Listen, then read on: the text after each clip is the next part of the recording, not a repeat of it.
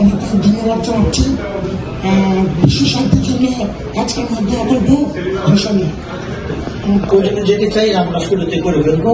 আজকের উত্তরপাড়াতে আমরা বিশ্ব শান্তি কামনা করছি। সবাইকে ধন্যবাদ। প্রতি বছর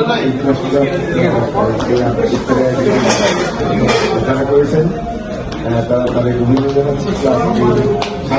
ধন্যবাদ জানাচ্ছেন। আমরা যে শ্রমিকের সাথে জড়িত আপনাদের যে রমজানের শুভেচ্ছা। আশা করি বিশ্বের যে অস্থিতিশীল অবস্থা সেখানে আমরা বাঙালিরা নিরাপদ থাকবো। এবং কমিউনিটি অ্যাক্টিভিস্ট আমাদের সবার প্রিয় মহেশ চৌধুরী ভাইকে ইস্তেহার জন্য অনুরোধ করছি। আল্লাহ যদি আমাদের দোয়া করুন।